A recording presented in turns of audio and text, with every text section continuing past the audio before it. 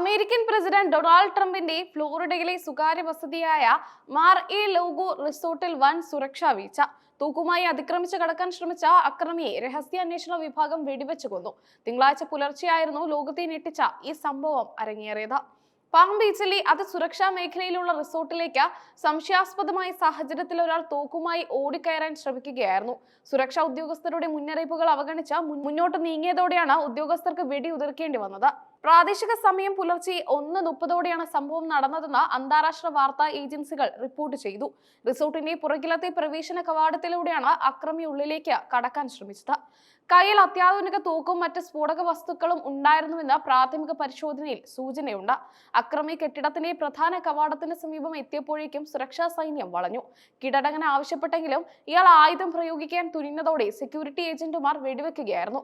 സംഭവ സ്ഥലത്ത് വെച്ച് തന്നെ ഇയാൾ കൊല്ലപ്പെട്ടു. സംഭവം നടക്കുമ്പോൾ ഡൊണാൾഡ് ട്രംപ് മാർ-എ-ലാഗോയിൽ ഉണ്ടായിരുന്നില്ല. വാരാന്ത്യങ്ങളിൽ മിക്കപ്പോഴും അദ്ദേഹം ഇവിടെ സമയം ചെലവഴിക്കാറുണ്ടെങ്കിലും കഴിഞ്ഞ കുറച്ച് ദിവസങ്ങളായി ഔദ്യോഗിക തിരക്കുകൾ പ്രമാണിച്ച് വാഷിംഗ്ടൺ DC-യിലെ വൈറ്റ് ഹൗസിലായിരുന്നു അദ്ദേഹത്തിന്റെ താമസം. ട്രംപ് വസതിയിലില്ലാത്ത സമയത്താണെങ്കിലും ഈ ആക്രമണ ശ്രമം സുരക്ഷാ ഏജൻസികളെ കടുത്ത ജാഗ്രതയിലാക്കിയിട്ടുണ്ട്. പ്രസിഡന്റിന് നേരെ ഉയർന്ന സുരക്ഷാ ഭീഷണികളുടെ പശ്ചാത്തലത്തിൽ റിസോർട്ടിലും പരിസരത്തും സുരക്ഷ ഇരട്ടിയാക്കി. കൊല്ലപ്പെട്ട അക്രമിയെക്കുറിച്ചുള്ള ഔദ്യോഗിക വിവരങ്ങൾ FBI പുറത്തുവിട്ടിട്ടില്ല. ഏകദേശം 20 വയസ്സ് പ്രായം തോന്നിക്കുന്ന യുവാവാണ് ഇതെന്ന് സ്ഥിരീകരിക്കാത്ത വിവരങ്ങളുണ്ട്. ഇയാളുടെ പക്കൽ നിന്ന് ലഭിച്ച രേഖകൾ പരിശോധിച്ചു വരികയാണ്. ആക്രമണത്തിന് പിന്നിൽ ഏതെങ്കിലും തീവ്രവാദ സംഘടനകൾക്ക് പങ്കുണ്ടോ അതോ ഒറ്റപ്പെട്ട ഒരു നീക്കമാണോ എന്ന് പരിശോധിക്കാൻ ഉന്നതതല അന്വേഷണം ആരംഭിച്ചു. അക്രമിയുടെ പക്കൽ നിന്ന് ഒരു സെമി ഓട്ടോമാറ്റിക് റൈഫിൾ കണ്ടെടുത്തതായി റിപ്പോർട്ടുകളുണ്ട്. ലോകത്തെ ഏറ്റവും ശക്തനായ ഭരണാധികാരിയുടെ വസതിയിലേക്ക് ഒരു തോക്കുധാരി ഇത്രയും അടുത്തെത്തിയത് എങ്ങനെയെന്നത് വലിയ ചോദ്യങ്ങൾ ഉയർത്തുന്നുണ്ട്. റിസോർട്ടിന് ചുറ്റുമുള്ള ലെയർ സെക്യൂരിറ്റി മറികടന്നാണ് ഇയാൾ അകത്തെ വളപ്പിലേക്ക് എത്തിയത്. സ്ക്രീഡ് സർവീസ് വക്താവ് നൽകിയ വിശദീകരണ പ്രകാരം അതിക്രമിച്ച് കയറാനുള്ള ശ്രമം കണ്ടെത്തിയ ഉടൻ തന്നെ പ്രതിരോധ സംവിധാനങ്ങൾ സജീവമായിരുന്നു. കൂടുതൽ അപകടങ്ങൾ ഒഴിവാക്കാനാണ് വെടിയുതിർത്തതെന്ന് അവർ വ്യക്തമാക്കി. വെടിവയ്പ്പിന് പിന്നാലെ മാർ-എ-ലാഗോയുടെ പരിസര പ്രദേശങ്ങൾ പൂർണ്ണമായും സൈനിക വാഹനങ്ങളുടെയും പോലീസിന്റെയും നിയന്ത്രണത്തിലായി.